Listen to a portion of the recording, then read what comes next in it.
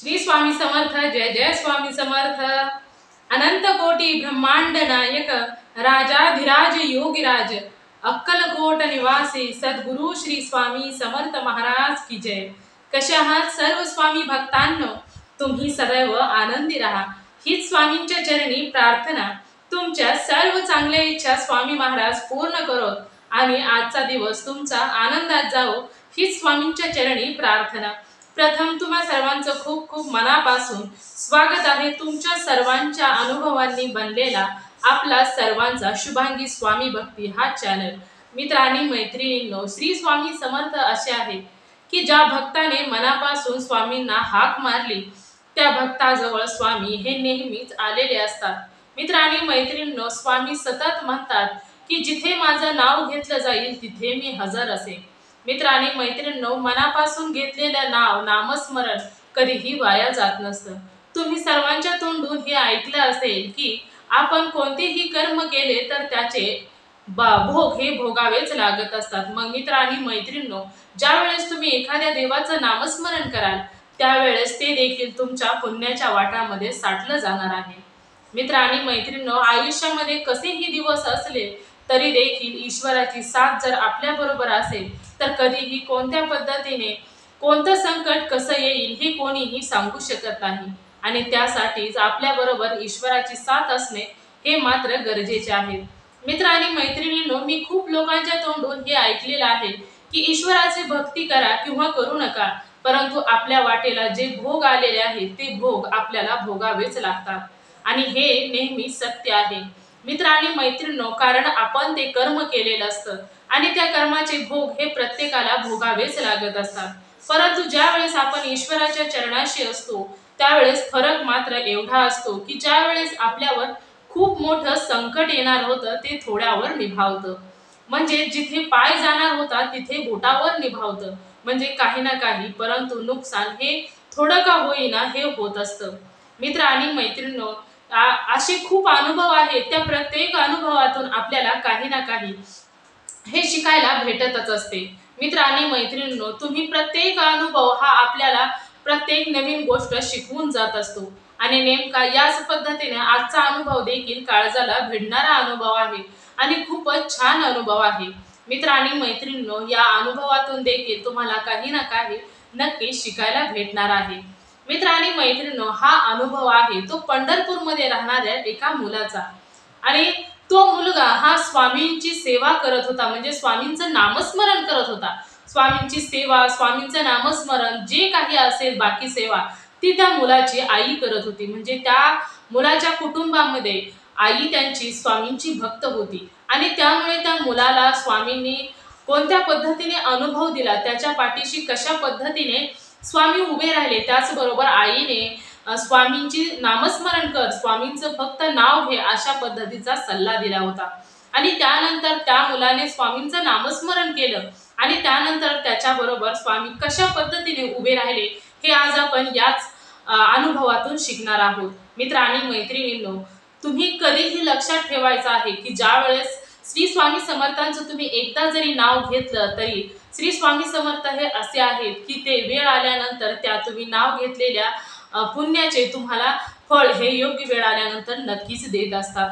त्यामुळे मित्रांनी मैत्रिणींनो, या सत्य अनुभवातून तुम्हाला हे देखील समजणार आहे की श्री स्वामी समर्थ स्वामींचा अजून एक महिमा तुम्हाला समजणार आहे। चला तर मग त्या सत्य अनुभवाला आपण सुरुवात करूया।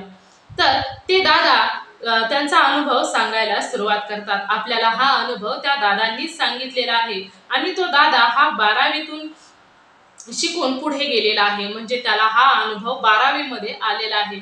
चला तर मग आपण त्या दादांचा अनुभव दादांच्या शब्दामध्ये मांडूया। तर सर्वात प्रथम तुम्हा सर्वांना श्री स्वामी समर्थ। जय जय स्वामी समर्थ। माझे नाव विश्वतेज आणि मी 12वी मध्ये शिकत आहे। मी राहणारा मूळचा पंढरपूरचा। मी स्वतःला खूपच भाग्यशाली समजतो आणि मी 12वी मध्ये शिकत असताना मला ज्या वेळेस 10वीला बऱ्यापैकी मार्क पडली होती, परंतु वडिलांची इच्छा अशी होती की तू फक्त सायन्सलाच ऍडमिशन घ्यायचं आणि वडिलांच्या सांगण्यावरून सायन्सला देखील ऍडमिशन घेतलं आणि सायन्सला ऍडमिशन घेतल्यानंतर सायन्सची 11वी कशी तरी झाली आणि त्यानंतर 12वीचं ॲडमिशन झालं. 12वीमध्ये मला महत्त्वाचं म्हणजे कोणत्याही पद्धतीने सायन्स हा आवडतच नव्हता. कोणत्याही विषय नाही. अभ्यास सायन्सचा करायचं म्हटलं की एवढा कंटाळा यायचा की त्या अभ्यासामध्ये कोणत्याच पद्धतीने मन लागत नव्हतं. एवढा सायन्सचा कंटाळा. त्यामुळे वडील खूप ओरडायचे की तू अभ्यास कर, तू अभ्यास कर. परंतु अभ्यास ज्यावेळेस करायला सुरुवात करायचो, ज्यावेळेस पुस्तक समोर घ्यायचो, त्यावेळेस त्या पुस्तकामध्ये मनच लागत नव्हतं. मन कुठंतरी इकडे तिकडे भरकटत राहायचं. त्यामुळे अभ्यासाला कोणत्याही पद्धतीचं मन लागलंच नाही. खूप प्रयत्न करायचो. सारखे वडील ओरडायचे की तू अभ्यास करत नाही, परंतु करणार काय? मला ज्यावेळेस पुस्तक समोर घेतलं की खूप कंटाळा यायचा, डोळे झाकायचे, जांभळ्या यायच्या आणि त्यानंतर एवढा आळस यायचा की मी जणू खूप कष्ट करून पुस्तक घेऊन बसलो आहे अशा पद्धतीचा आळस यायचा. त्यामुळे कितीही पुस्तक घेतलं तरी थोडंसं वाचल्यागत करायचं आणि उठून जायचं अशा पद्धतीने व्हायचं. आणि त्यानंतर 12वीचा पेपर जवळ आले. पेपर जवळ आल्यानंतर वडील सारखे ओरडायला लागले. त्यानंतर कसं तरी वरवरच्या मनाने म्हटलं तरी देखील चालेल. त्यानंतर थोडं वाचायचो. अशा पद्धतीने केलं. त्यानंतर 12वीची परीक्षा झाली आणि 12वीमध्ये मला 62% मार्क पडले. आणि 12वीमध्ये 62% मार्क पडल्यानंतर वडील खूप म्हणजे रागवलेले होते.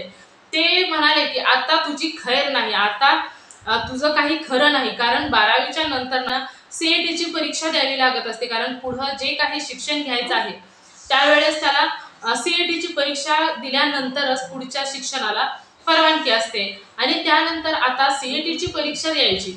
आता त्यानंतर करायचं काय? तर वडिलांनी इथे खूपच वेड्यागत करतो आहे म्हणून बाहेर ठेवलं. बाहेर क्लासची सोय, राहण्याची सोय, खाण्याची सोय, रूमची सोय सर्व काही व्यवस्थित करून दिलं. कारण वडिलांची परिस्थिती जेमतेम आहे.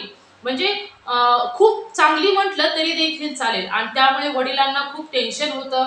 त्यांना असं वाटत होतं की मी खूप शिकावं आणि त्यांची स्वप्न खूप मोठमोठी होती. परंतु काही केल्यानं माझं मन मात्र लागत नव्हतं.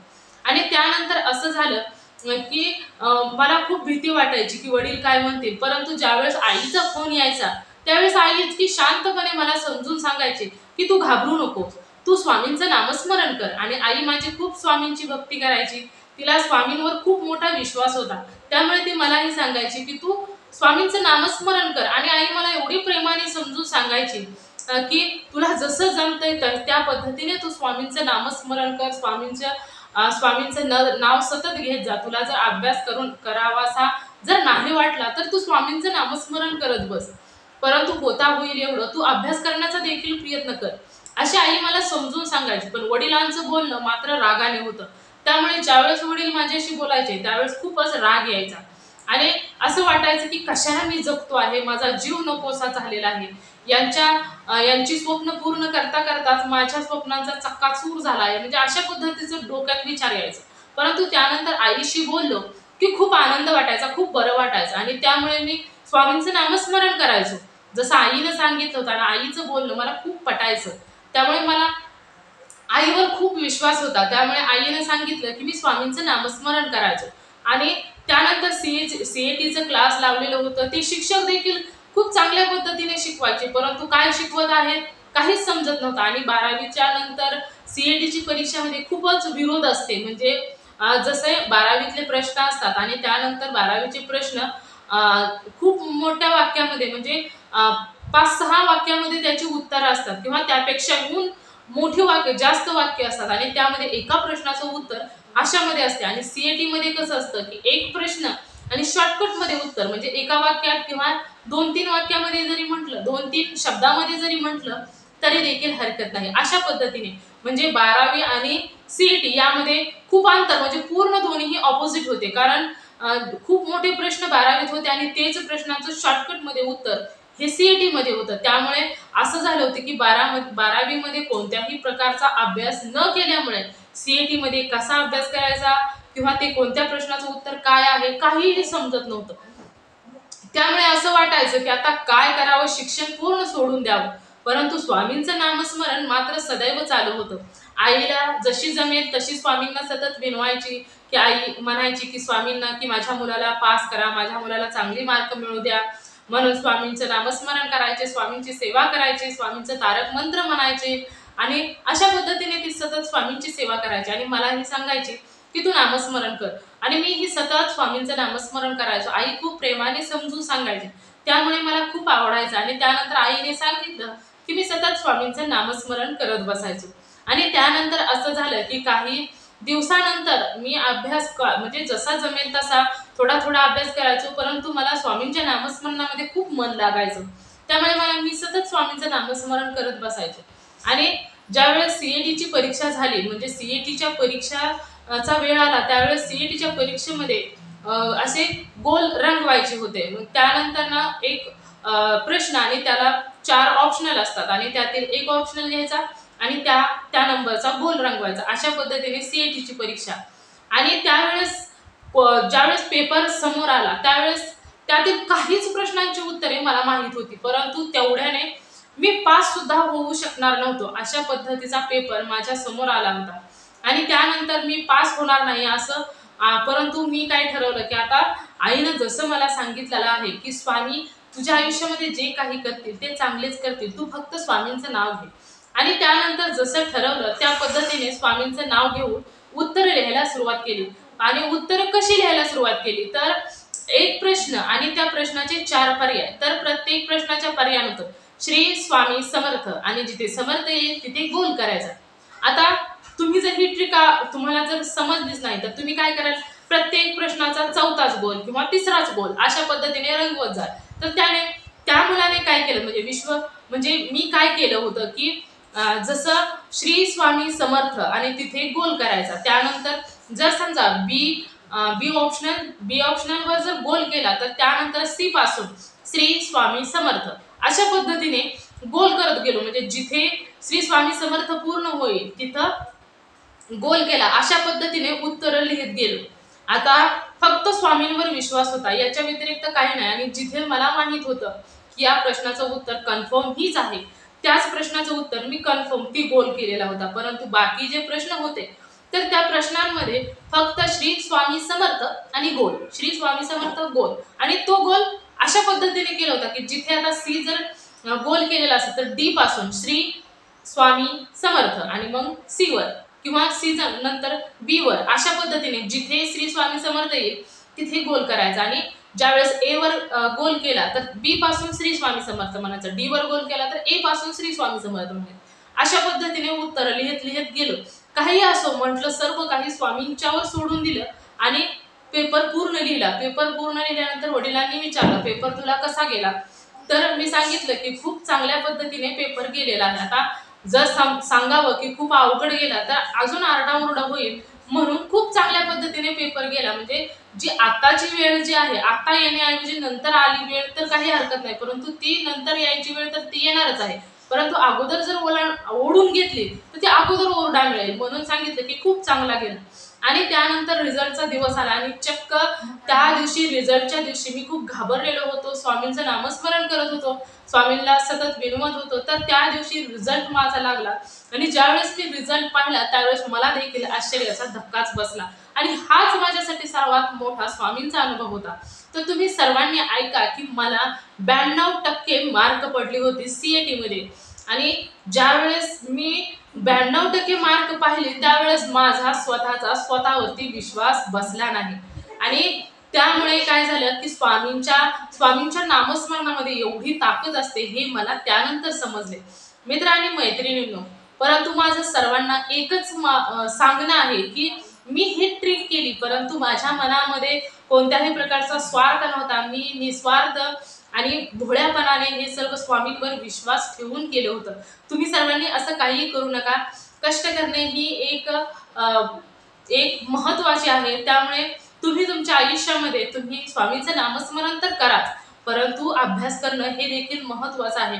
मी यातून बाहेर निघालो, मला स्वामींनी यातून बाहेर काढलं, पण प्रत्येकाला स्वामी बाहेर काढतील हे शक्य नाही, त्यामुळे स्वामींवर विश्वास। ज्यावेळेस तुम्हाला एखादा प्रश्न येत नाही, तुम्ही खूप अभ्यास केलेला आहे, एखादा प्रश्न तुम्हाला जमत नाही, त्या प्रश्नाचं उत्तर तुम्हाला काही केल्याने समजेना, तर त्यावेळेस मात्र तुम्ही ही ट्रिक स्वतःहून अपनावू शकता, कारण त्याबद्दल तुमचा स्वामींवर विश्वास असणे हे देखील महत्त्वाचे आहे. तुम्ही स्वामींचं नामस्मरण करणं हे महत्त्वाचं आहे. मित्र आणि मैत्रिणींनो, कसं असतं की स्वामींना ज्या भक्ताकडून सेवा करून घ्यायची आहे, ज्या भक्ताकडून स्वामींना नामस्मरण करून घ्यायचं आहे, स्वामी त्या भक्ताकडून नामस्मरण हे करून घेतच असतात. त्यामुळे तुम्ही मनामध्ये असं आणू नका की आपण स्वामींची सेवा करावी की नाही, आपण कोणत्या देवाची सेवा करावी, असं तुमच्या मनामध्ये कोणत्याही प्रकारे येऊ देऊ नका. कारण स्वामींना जर तुमच्याकडून सेवा करून घ्यायची असेल तर स्वामी काही झालं तरी तुमच्याकडून सेवा हे करूनच घेत असतात. त्यामुळे मित्र आणि मैत्रिणींनो, आणि त्याबरोबर तुम्हाला जर एखाद्या देवाचा अनुभव आलेला असेल, मग तुमच्या कुलदेवीचा असो, ग्रामदेवतांचा असो, किंवा तुमच्या दुसऱ्या कोणत्याही देवाचा, विठ्ठल आहे, श्रीराम आहेत, त्यानंतर भगवान श्री विष्णू आहेत, अशा वेगवेगळ्या देवांचा, आपले महादेव आहेत, भगवान शंकर, अशा कोणत्याही देवांचा जर तुम्हाला अनुभव आलेला असेल तर तुम्ही त्या देवांची सेवा करायची आहे. मित्र आणि मैत्रिणींनो, अनुभव हा तेव्हाच येतो जेव्हा ते देव तुमच्यावरती प्रसन्न असतात. आणि मग तुम्हीच विचार करा, जे प्रसन्न आहेत त्यांची जर तुम्ही भक्ती करायला सुरुवात केली तर ते अजूनच तुमच्यावरती प्रसन्न होतात. मित्र आणि मैत्रिणींनो, तुम्हाला ज्या देवावरती तुमचा विश्वास आहे त्या देवाची तुम्ही भक्ती करायची आहे, परंतु भक्ती करताना विश्वासाने, मनापासून भक्ती करायची आहे. मित्र आणि मैत्रिणींनो, कसं असतं की ज्या वेळेस तुम्ही विश्वासाने एखादं काम करत असता त्यावेळेस मात्र ते काम पूर्णत्वास जात असते. त्यामुळे तुम्ही एखादं काम किती विश्वासाने करता हे मात्र तेवढेच महत्त्वाचे आहे. मित्र आणि मैत्रिणींनो, आयुष्य हे असंच असतं. दुःख आले की संकटे येतात, संकटे आले की आनंद येत असतो, त्या अडचणी येत असतात. म्हणजे एका पाठोपाठ हे ठरलेलंच आहे. आनंद, सुख, समाधान, दुःख, अडचणी, संकटे हे एका पाठोपाठ येणारेच असतात. त्यामुळे ईश्वर आपल्यावरती नेहमी प्रसन्न असणे हे मात्र खूप गरजेचे आहे. आयुष्यामध्ये कधी कोणती वेळ कशी येईल हे कोणीही सांगू शकत नाही. त्यामुळे ईश्वराची साथ जर आपल्या बरोबर असेल आणि आपण ईश्वराचं एखाद्या नामस्मरण जर तुम्ही करत असाल तर ईश्वराचं दायित्व असतं. मग तुम्ही कोणत्याही देवाचं नामस्मरण करा, त्या देवाला तुमच्या प्रत्येक संकटाला धावून यावं लागतं. मित्र आणि मैत्रिणींनो, ते ज्या देवाची तुम्ही भक्ती कराल ते देव तुमच्या संपूर्ण, तुमचंच काय तर तुमच्या संपूर्ण कुटुंबाचं संरक्षण करत असतात. तुमच्या कुटुंबाभोवती, तुमच्या भोवती एक संरक्षण कवच निर्माण होत असतं.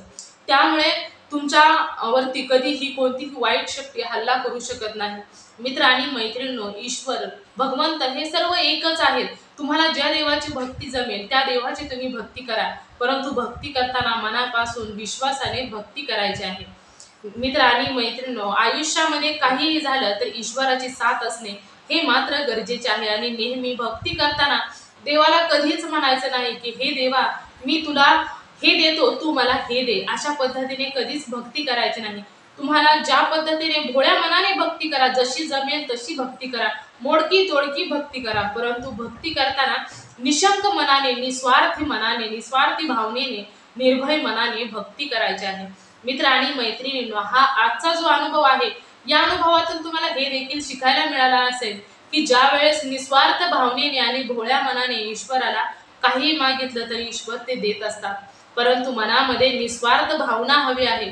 आणि या शिवतेज दादाने देखील अशाच पद्धतीने प्रश्नांची उत्तरं लिहिली, भोळ्या मनाने स्वामींवर पूर्ण विश्वास ठेवून, आणि त्यानंतर त्याचा रिझल्ट हा तुमच्या समोर आहे.